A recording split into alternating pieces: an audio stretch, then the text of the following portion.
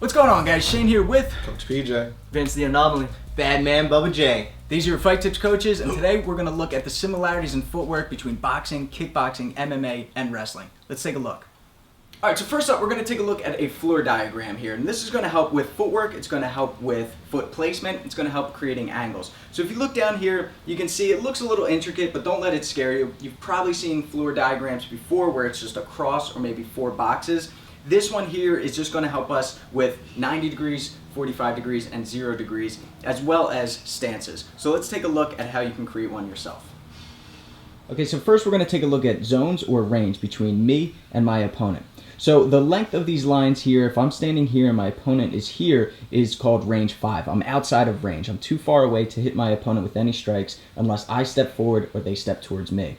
Once I take a step forward, now I'm in kicking range, so from push kicks, side kicks, or roundhouse kicks. If I take another step forward, I'm now in punching range, so jabs, crosses, long hooks. We call this the hula hoop range.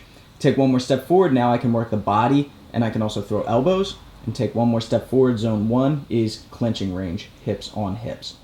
Next, we're going to look at the width between these lines, and this signifies stance. So if I were to stand with my left foot here, and my right foot here, this is called a front stance or a squared stance. This is more so what we see in Kyokushin Karate or Muay Thai.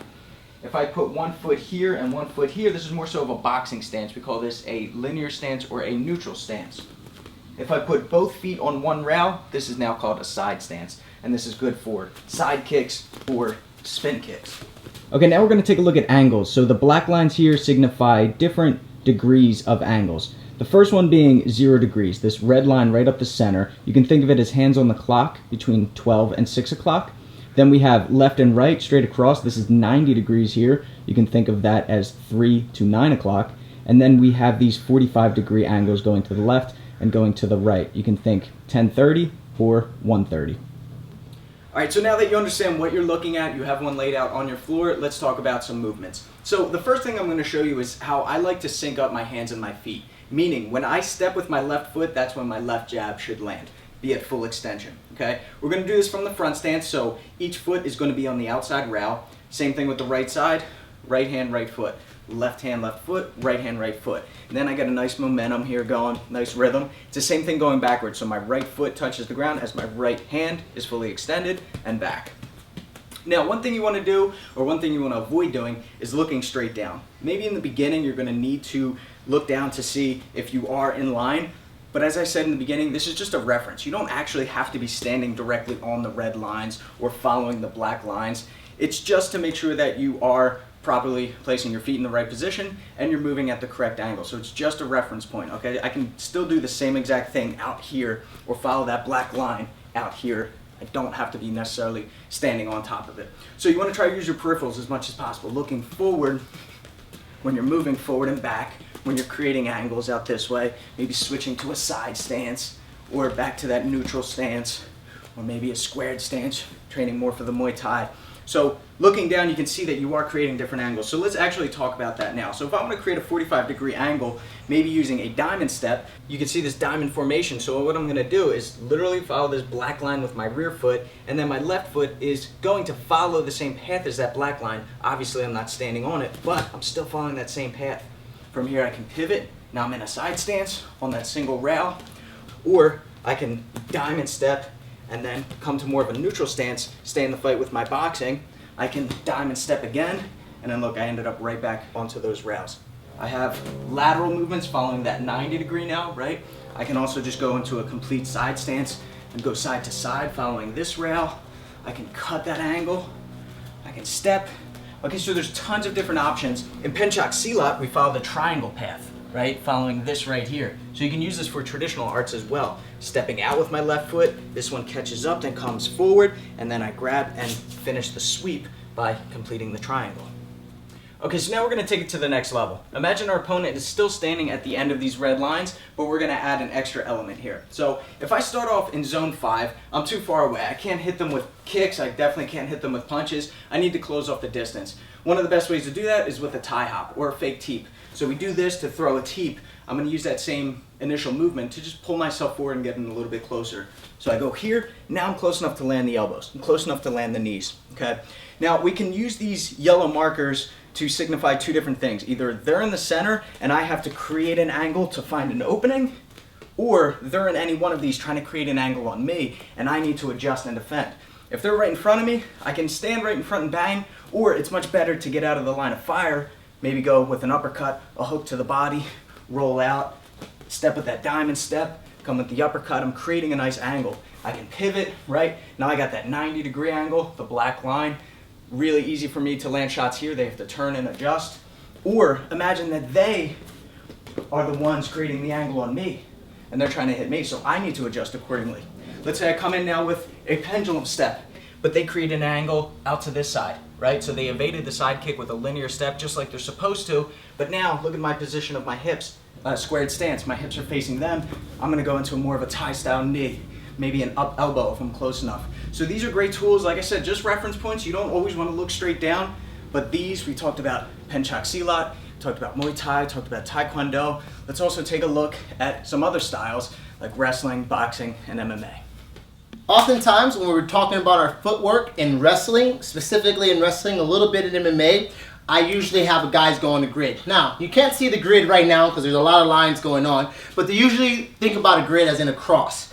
Right down the pipe, right across, okay? Just simply as a cross. Don't worry about all the lines that you see. Draw an imaginary cross in front of you.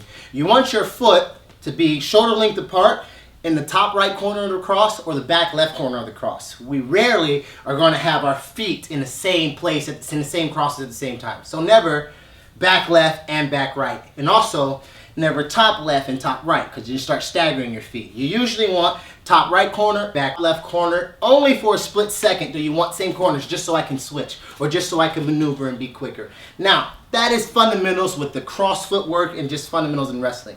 But here, we have a ladder. So we want to be able to move laterally, forwardly, with our cross concept and our shoulder length apart concept. Here, I'm stepping into my top right cross and my back left cross, but I'm also using this ladder to be smartly moving into an effective kill. Boom, step back out, shoulder length apart. As I step here, I don't want to leave my back leg into the back far end of the cross. I want to bring it up to the top right corner of the cross. Not so much in the same box, but just to the middle of the cross, just so I can have a little bit more balance and also keep the shoulder length apart that I was talking about.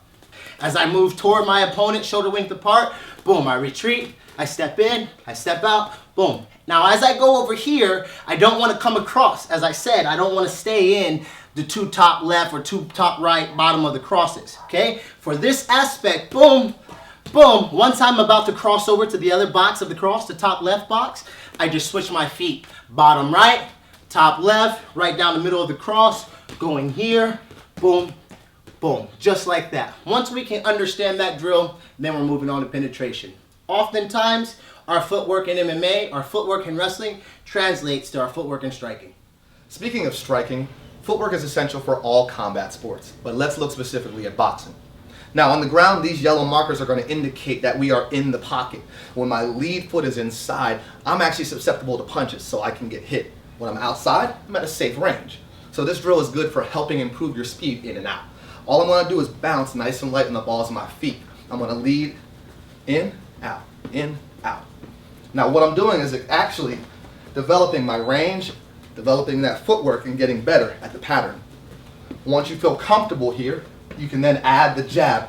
Incorporating the jab now is going to give your opponent something to defend and keep you at a safe range, setting up your power hand. Now that we're in the pocket, you never want to stay directly in front of your opponent because it can turn into a slugfest. So you always want to stay off of the center line by creating angles. This drill will help you master it. So all we did was flip the indicators over. Now let's practice our simple bob and weaver roll. Hands high, drop the hips down low. When I'm stepping to my right, I'll roll underneath. Right foot steps first, then the left. When I'm going to my left foot drops first. Once you feel comfortable and confident here, start to add punches. The key is to throw punches while you're moving and while the feet are planted. Just get creative with it. So a more advanced way of creating angles inside the pocket is to do the exact opposite of the drill we just did. When I'm stepping to my right, I'm going to lead with my left foot first. My right will follow as I rotate and pivot. When I'm going to my left, my right will step first. Then my left will follow, back and forth. Now, you choose the distance of this drill based on your initial step. Once you feel comfortable and confident, you can start to throw the jab to blind your opponent and to keep them knowing what angle you're trying to work. So as you know, MMA is a mixture of the striking and grappling arts. So very similar to the footwork that we just worked on with boxing, with wrestling. I want to be light on my feet. I'm not going to be crossing my feet here as I see my opponent come in. And when I look at a structure like this, I see the circle of death. Okay, once my opponent steps into that, then he's in striking range, then he's in grappling range. I need to be aware of that. What I like to do when I'm fighting is cut angles. So what I see here is my opponent staying right around this circle of death, right around my range, and what I'm going to do is track him, going from one side to the other, and then I'm going to cut a 90-degree angle where this opening, this space is. I'm going to jump and strike. Same thing going the opposite direction.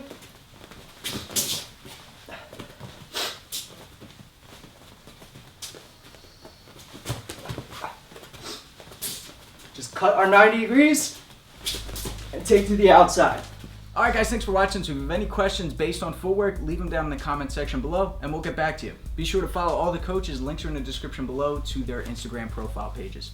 Until next time, I'm Shane. It's Coach PJ. Here's the anomaly. Bad man Bubba J. Fight tips for the underdogs.